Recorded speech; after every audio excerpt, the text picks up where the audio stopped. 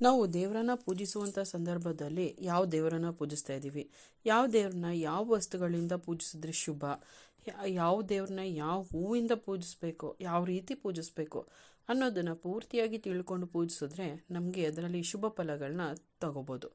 ಹಾಗಾದರೆ ನಾವು ಯಾವ ಹೂವಿನ ಅರ್ಪಿಸಿ ಪೂಜೆ ಮಾಡಿದ್ರೆ ನಮಗೆ ಶುಭ, ಯಾವ ಹೂವನ್ನ ಯಾವ ದೇವರಿಗೆ ಹಾಕಬಾರ್ದು ಅಂತ ಈ ವಿಡಿಯೋದಲ್ಲಿ ತಿಳಿಸ್ಕೊಡ್ತೀನಿ.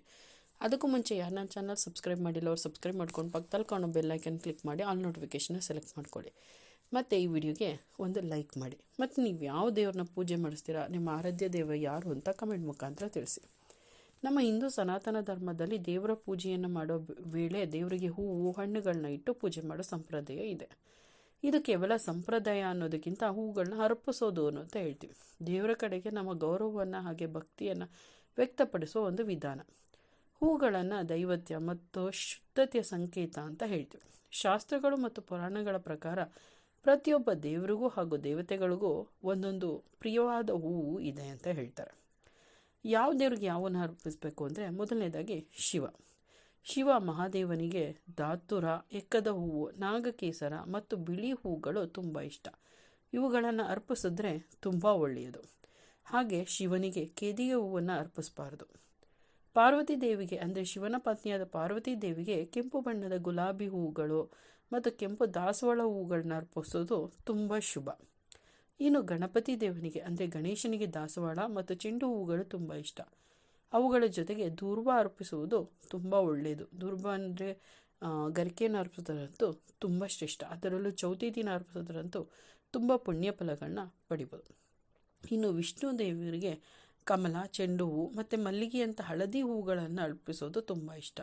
ಅದರಲ್ಲೂ ತುಳಸಿ ಎಲೆಗಳನ್ನು ಅರ್ಪಿಸಿದ್ರೆ ನಮ್ಮ ಆಸೆ ಆಕಾಂಕ್ಷೆಗಳು ಬೇಗ ನೆರವೇರುತ್ತೇನೋ ನಂಬಿಕೆ ಇದೆ. ಲಕ್ಷ್ಮೀ ದೇವಿ ಅಂದರೆ ಸಂಪತ್ತಿನ ದೇವತೆಯಾದ ಲಕ್ಷ್ಮೀ ದೇವಿಗೆ ಕಮಲದ ಹೂವು ಅಂದರೆ ತುಂಬ ಇಷ್ಟ. ಇದ್ರ ಜೊತೆಗೆ ಕೆಂಪು ಗುಲಾಬಿಗಳನ್ನು ಕೂಡ ಸಹ ಅರ್ಪಿಸ್ಬೋದು. ಇನ್ನು ವಿದ್ಯಾ ದೇವತೆಯಾದ ಸರಸ್ವತಿ ದೇವಿಗೆ ಬಿಳಿ ಅಥವಾ ಹಳದಿ ಹೂವುಗಳನ್ನು ಅರ್ಪಿಸೋದು ತುಂಬ ಶುಭ. ಇದು ಶಾಂತಿ ಮತ್ತು ಬುದ್ಧಿವಂತಿಕೆಯನ್ನು ಪ್ರತಿನಿಧಿಸುತ್ತೆ. ಇನ್ನು ದೇವರಿಗೆ ಆ ಹೂವನ್ನು ಅರ್ಪಿಸಬೇಕಾದ್ರೆ ಯಾವ ನಿಯಮಗಳನ್ನ ಪಾಲಿಸಬೇಕು ಅಂದರೆ, ದೇವರಿಗೆ ನಾವು ಯಾವ ದೇವರನ್ನು ಪೂಜಿಸ್ತಾ ಇದ್ವಿ ಆ ದೇವರನ್ನು ಪೂಜಿಸುವ ಸಂದರ್ಭದಲ್ಲಿ ನಾವು ಅದನ್ನು ಗಮನದಲ್ಲಿ ಇಟ್ಕೋಬೇಕು. ದೇವರ ಪೂಜೆಯನ್ನು ಮುಂಜಾನೆ ಸಮಯದಲ್ಲಿ ಮಾಡೋದು ತುಂಬ ಶ್ರೇಯಸ್ಕರ. ತಾಜಾ ಹೂಗಳನ್ನ ಅರ್ಪಿಸೋದು ತುಂಬ ಒಳ್ಳೆಯದು. ಮುಂಜಾನೆ ಸಮಯದಲ್ಲಿ ಹೂಗಳನ್ನ ಕಿತ್ತು ದೇವರಿಗೆ ಅರ್ಪಿಸಬೇಕು. ಆಮೇಲೆ ನೆಲದ ಮೇಲೆ ಬಿದ್ದ ಹೂವು, ಹಳೆದಾದ ಹೂವು, ಒಣಗದ ಹೂಗಳನ್ನ ದೇವರಿಗೆ ಅರ್ಪಿಸಬಾರ್ದು. ದೇವರಿಗೆ ಹೂಗಳನ್ನ ಅರ್ಪಿಸೋ ಮುನ್ನ ಅದರ ಮೇಲೆ ಸ್ವಲ್ಪ ನೀರನ್ನು ಚಿಮುಕಿಸ್ಬೇಕು. ಆನಂತರನ ಅದರ ಹೂವನ್ನು ಇಡೋ ಪಾತ್ರೆಯಲ್ಲಿಟ್ಟು ಅದು ಶುದ್ಧವಾಗಿರೋ ರೀತಿ ನೋಡಿಕೊಂಡು ಅದನ್ನು ಅರ್ಪಿಸ್ಬೇಕು.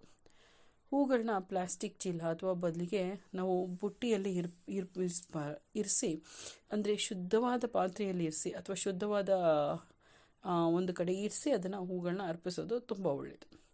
ದೇವರಿಗೆ ಹೂವುಗಳನ್ನ ಅರ್ಪಿಸಬೇಕಾದ್ರೆ ಶುದ್ಧವಾಗಿದೆಯಾ, ತಾಜವಾಗಿದೆಯಾ ಅನ್ನೋದನ್ನು ನೋಡಿಕೊಂಡು ಅರ್ಪಿಸ್ಬೇಕು. ಯಾವ ದೇವರಿಗೆ ಯಾವ ಹೂವುಗಳು ಇಷ್ಟ, ಪ್ರಿಯ ಅನ್ನೋದನ್ನು ನೋಡಿಕೊಂಡು ಪೂಜೆ ಹಾಕೋದ್ರಿಂದ ನಮಗೆ ಬೇಗ ಶುಭ ಫಲಗಳು ದೊರೆಯುತ್ತೆ.